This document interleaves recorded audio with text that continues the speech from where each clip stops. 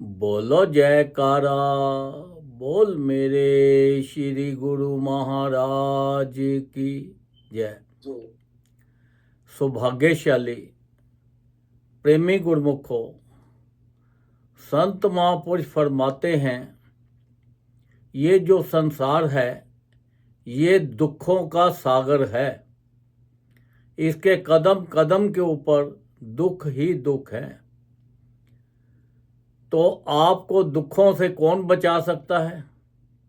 सिर्फ नाम और भजन ही आपको दुखों से बचा सकता है।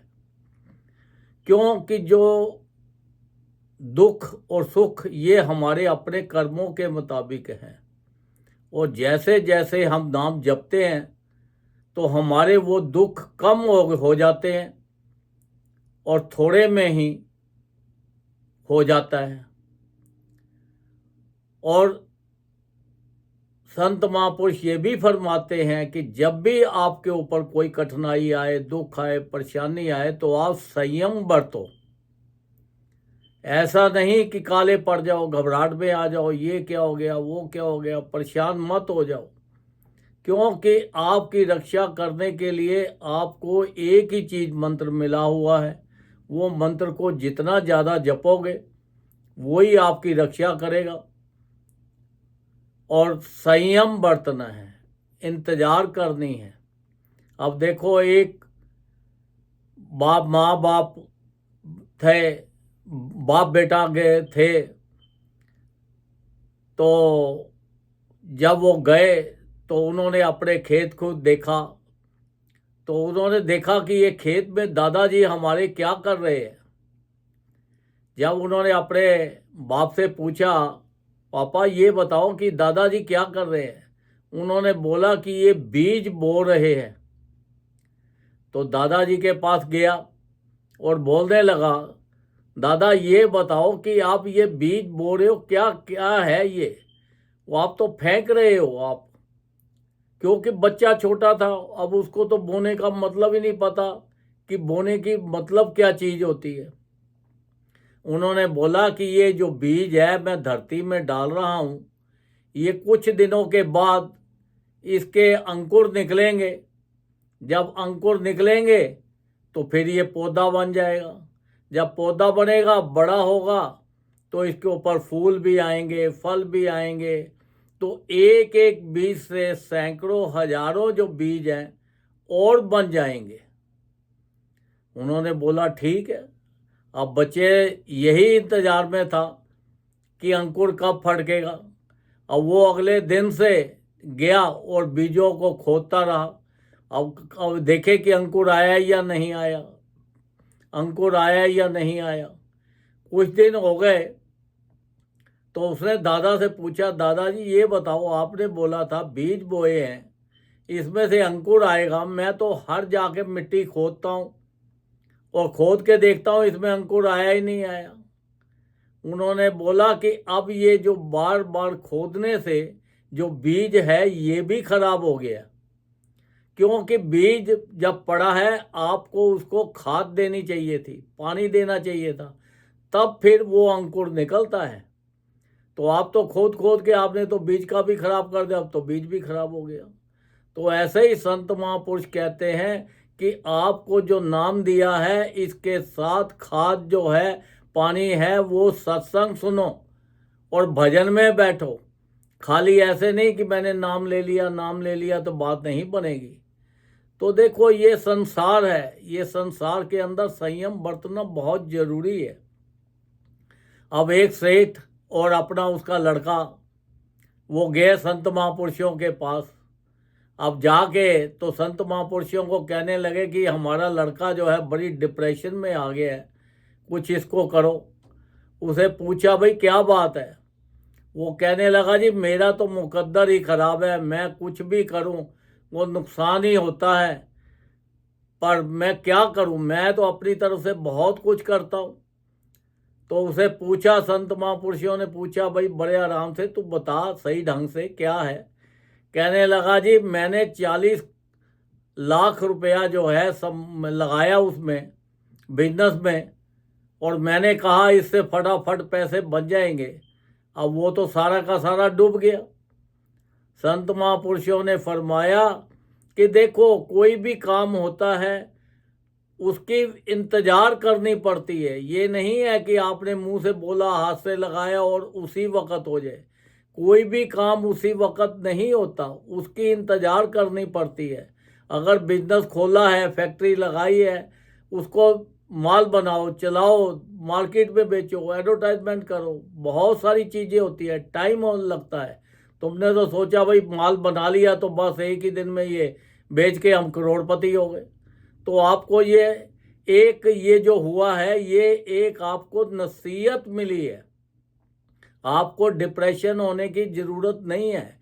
ये नसीहत मिली है कि कोई भी काम करना है उसमें जल्दबाजी नहीं करनी, उसके अंदर हमें इंतज़ार करना है, वेट करना है, देखना है कि ये काम को कैसे तरीके से करें ताकि ये काम जो है कामयाब हो जाए। उसने फिर दोबारा वैसे ही किया और उसके अंदर देखा कि मेरे अंदर क्या क्या गलतियां रह गई थी, क्या क्या कमियां थी। उसने अपनी कमियों को दूर किया और किया तो वो देखो, वो फिर जो उसने नुकसान खाया था वो भी बढ़त हो गई और करोड़ों रुपए उन्होंने कमाने शुरू कर दिए। क्योंकि कोई भी चीज़ आप जल्दबाजी में करोगे तो नुकसान हो जाएगा। अब ऐसे ही देखो, संत एक अपना गुरुजी और अपना उनके शिष्य जो थे जा रहे थे। अब जाते जाते रास्ते में उनको प्यास लगी। अब जब प्यास लगी तो उन्होंने एक जगह पे बैठ गए और अपने शिष्य को बोला कि जाओ जाके पानी लेके आओ, नदी में चले जाओ। जब नदी में गए तो आगे एक बैलगाड़ी जा रही थी पानी के अंदर। उसने सारे पानी को मैला सा कर दिया और उसने देखा और देख के वो कहने लगा, ये पानी तो अब गंदा हो गया, ये पीने के लायक नहीं है, तो अब ये तो पानी नहीं पिया जाएगा। उसने आके गुरुजी से बताया, कहता है गुरुजी गया था मैं वहाँ पे, तो वहाँ पे एक बैलगाड़ी जा रही थी, उसने सारा पानी गंदा कर दिया, इतना मैला हो गया था कि अब वो पीने के काबिल नहीं है। संत महापुरुषों ने कहा, उससे बातचीत की, उसको आधा घंटा अपने पास बिठाया और बिठा के फिर कहा जाओ जाके पानी लाओ, बहुत प्यास लगी है। उन्होंने बोला कि पानी नहीं, वो बहुत गंदा पानी हो रहा है। उन्होंने बोला कि नहीं, आप जाओ, फिर जाओ, अब साफ मिलेगा। जब वो गए तो एकदम नदी में एकदम क्लीन वाटर था। वो देख के हैरान हो गया, कहता है कि गुरुजी ने क्या ऐसा जादू कर दिया है, क्या ऐसा चमत्कार कर दिया है कि जो ये पानी इतना गंदा था और इतना साफ हो गया। वहाँ से पानी भर के ले आया, आगे गुरुजी से पूछने लगा, गुरुजी आपने क्या जादू कर दिया, क्या चमत्कार कर दिया कि इतना गंदा पानी था और इतना क्लीन हो गया। तब गुरुजी ने बताया कि देखो, मैंने कोई जादू नहीं किया, कोई चमत्कार नहीं किया। जब आप गए थे तो बैलगाड़ी जा रही थी, उसके पहियों से, उनके बैलों के खुरों से सारी नीचे की मट्टी उछल उछल के ऊपर आ रही थी, बहुत गंद आ गया था, जिसकी वजह से वो पानी मैला हो गया। आप आधा घंटा मेरे पास बैठे रहे, आधे घंटे के बाद गए, जो ऊपर का पानी था गंदा वो तो सारा मैला, वो तो सारा बह गया। अब जो नीचे की जो मट्टी थी और कंद थे, वो सारे शांत होकर नीचे बैठ गए, वो पानी क्लीन हो गया। तो देखो, संत महापुरुषों ने फिर उनको फरमाया कि अगर आप उसी वक्त वहाँ पे थोड़ी देर इंतजार कर लेते तो ये पानी साफ हो जाता। उन्होंने जल्दी जल्दी में वापस आ गए। तो देखो, जल्दी के अंदर कोई भी काम करोगे तो उसके अंदर नुकसान हो जाएगा। अपने मन को विचलित नहीं करना, संयम रखना है। देखो, संत महापुरुषों ने हमें जो नामदान दिया है उसके अंदर भी संयम बरतो। ऐसा मत सोचो कि हम भजन में बैठते हैं तो हमारा ध्यान तो भजन में लगता नहीं। आप उसको वेट करो, इंतजार करो, हर रोज समय के मुताबिक जब भी मौका लगे आप भजन पे बैठो। आपका ध्यान इधर इधर जाता है तो जाने दो, मन को विचलित मत करो, मन को कंट्रोल करो। जब हमारा मन विचलित हो जाता है, क्योंकि हम बैठते हैं कि भजन तो दे दिया, नाम तो दे दिया, हमारे से तो होना नहीं है, हम तो कितना जोर लगाते हैं फिर भी नहीं होना। क्योंकि जब भी बैठते हैं तो हमारा ध्यान तो कभी कहीं बीत जाता है, कभी कहीं चला जाता है, कभी घर की तरफ चला गया, कभी बिजनेस की तरफ चला गया, कभी बचपन में चला गया, कभी बड़े जवानी में चला गया। ये तो ध्यान लगता ही नहीं है, तो हमारे से ये नहीं होगा। ऐसा मत सोचो। ये सोचो कि संत महापुरुषों ने जो हमें पारस मणि दी है, इससे हमने सोना कैसे बनाना है, ये जो मानुष देह मिली है इसका कल्याण कैसे करना है। अपने समय के मुताबिक मन लगे या ना लगे, मन को कंट्रोल करके मन को इधर इधर से हटाओ, ये फिर भागेगा। क्योंकि मन ने एक जगह रुकना नहीं है, ये भागता रहे। तुम्हारी ड्यूटी है इसको कंट्रोल में करते रहो, एक ना एक दिन ये अपने आप तुम्हारे काबू में आ ही जाएगा। समय लगेगा, ये मत सोचो कि आज किया है तो मन नहीं लगा तो सब हमारे से तो होगा ही नहीं। तो देखो, मन को विचलित नहीं करना, मन संयम बरतना है और अपने मन को बार बार कंट्रोल करके जो हमें उन्होंने नाम दान दिया है उस नाम को जपना है, ज़्यादा से ज़्यादा भजन करना है। जब भी हम सत्संग पे जाएं तो सत्संग को बड़े ध्यान से सुनना है, क्योंकि सत्संग को ध्यान से सुनेंगे तभी हमारे जीवन का कल्याण होगा। फिर हमें उसके ऊपर मतलब करना है। देखो, एक चोर था, अब उन्होंने चोरी की राजा के यहाँ। जब चोरी की तो वो चार थे अपना, तो चारों दोस्त थे, चारों अपनी अपनी तरफ भागने लगे। अब वो वहाँ पे जब भागते भागते गए तो रास्ते में एक सत्संग हो रहा था।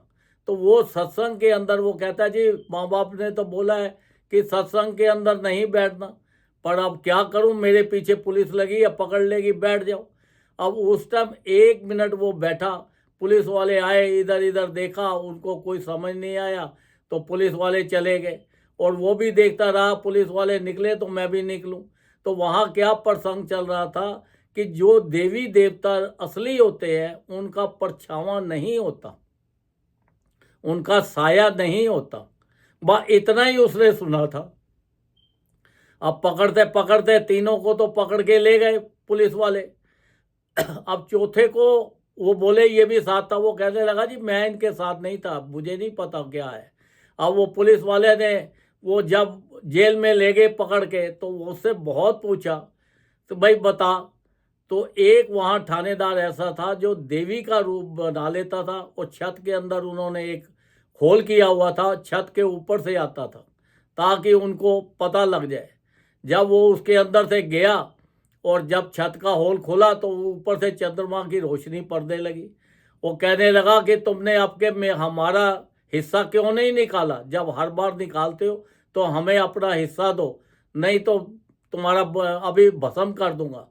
जब उसने नीचे देखा कि उसके परछावा पड़ रहा था उसका, और क्योंकि चंद्रमा की रोशनी थी ऊपर, नीचे उसका परछाया देखा, उसने बोला ये तो नकली है, ये असली हो ही नहीं सकता। क्योंकि मैंने सत्संग में सुना था कि जो असली देवी देवता होते हैं उनका परछावा नहीं होता, साया नहीं होता। उसने इतना जोर लगाया और उसने नहीं बताया, और उसके बाद देखो 1 मिनट का सत्संग सुनने से उसका जीवन बदल गया।